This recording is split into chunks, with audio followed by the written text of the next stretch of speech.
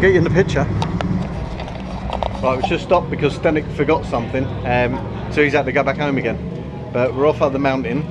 I've prepared a couple of bullet points because of people asking and give me some ideas for content, and obviously I wasn't planning on doing that here and now, but while I'm here I'll have a go at it now. So what we'll start with would be the bike compared to the Street Triple RS which I had before. The RS is a fantastic bike. I had the 2015 R before that, the Street Triple R, but before that it's always been sports bikes. I had a GSX-R 600 before that. I got a ZX-7R back in the UK. So, but I was that impressed with the 2015. I've done like a little bit of a montage, about 2 minutes, just with bikes and pictures and bits and pieces. So I'm going to upload that later. I did that last night. I'm just learning still how to do things with the GoPro and obviously the editing, and because I've got a laptop, I'm having to do everything on the phone. Anyway, so the comparison is the engine, and that's probably around about it. The riding position, we'll start with that because one of the guys asked about the extremity of it, and it is pretty extreme. But in comparison to the Street Triple, you know, what did I expect really? It wasn't ever going to be a comfort bike. I never bought it to do tour in the States or anything on it, did I? Or tour in Europe. So, you know, it's as I expected it to be.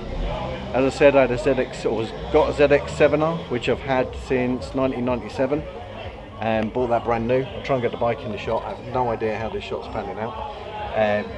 Yeah, so the whole thing was, you know, that was always extreme. People were always saying about how wrist heavy it was, front heavy, but it had a really stable front end, blah blah. So I put up with that, and I did a fair few miles on that, and in all weathers. So I figured this couldn't be too much, you know, how bad could it be?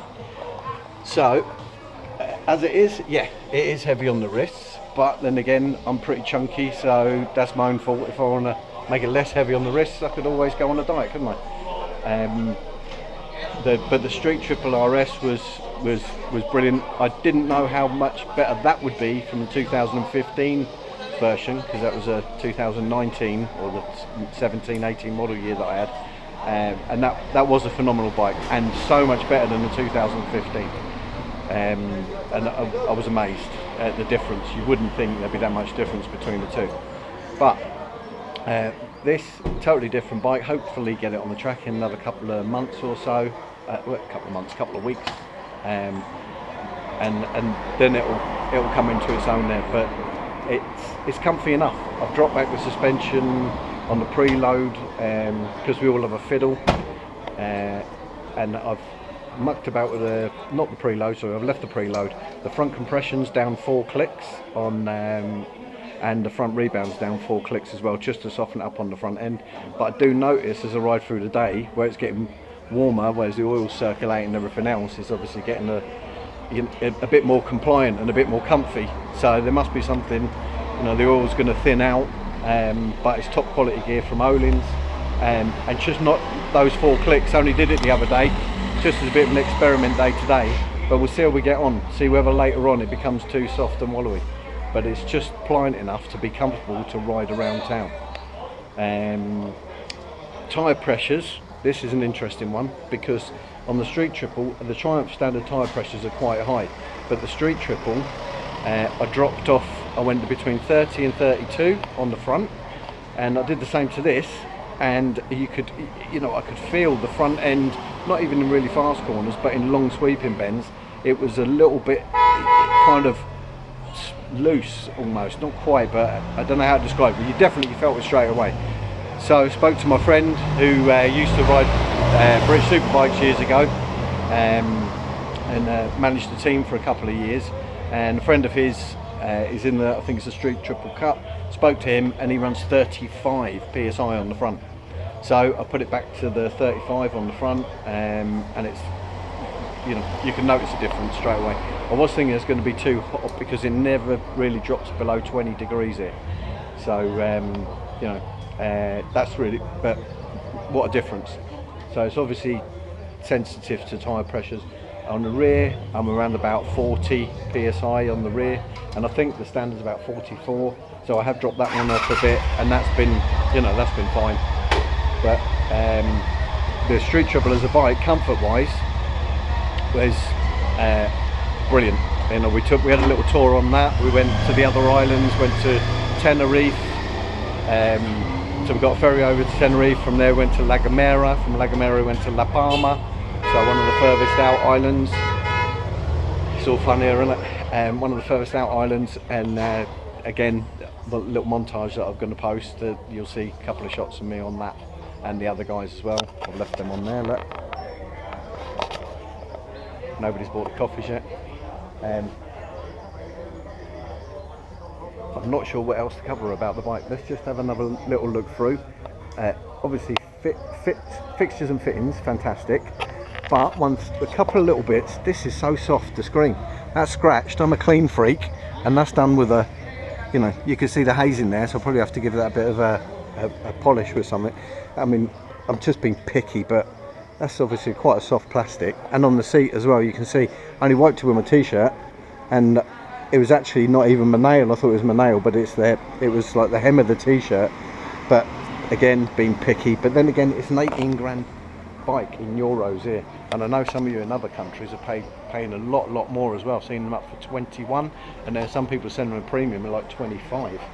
The exhaust, that's loosened up, sounding better. I've tried to do a couple of short shots and things while we've been out and about today, and I'll try and figure out how to stitch them together so we get a bit of exhaust sound, hoping for a bit more later on when we go up the mountains in a second. What else can I tell you about the bike? Let's have a little look around it. But as I do clean it, but it's used every day. Short trip to work, and then at the weekends normally I'm always doing at least a couple of 100 kilometers on it. But it's lovely. I mean, the quality of the carbon, like I commented on before, is brilliant. Really good, really consistent.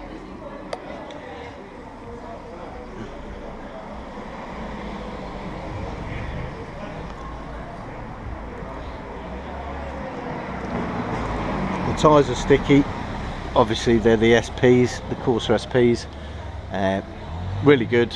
I had I think is the Super Corsa 3s on the Street Triple, and I had that on the track, and that never missed it. It stepped out on me once when we was in La Gomera on tour, but that was more me going too slow around the corner rather than anything else.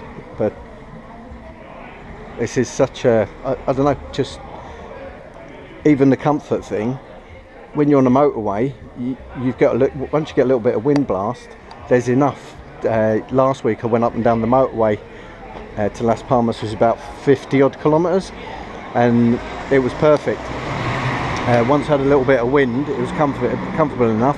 Slide back on the seat's got plenty of room. The pegs aren't too high to be uncomfortable. In fact, I think the ZX7R that I've got, I'm sure the position for the legs on that is more cramped than this one, even though that's a bloody long bike, as you'll see from the pictures. But it's a bit of a shame the sun isn't out today. I think I already said about the fittings. I'm not entirely happy about the fittings here. I've had a little bit of a rejig, see if I can move some bits and pieces, because Triumph had a go, but they actually made it. They didn't do as good a job as I did, so I made sure I showed them the pictures of that. Said you should give me a job.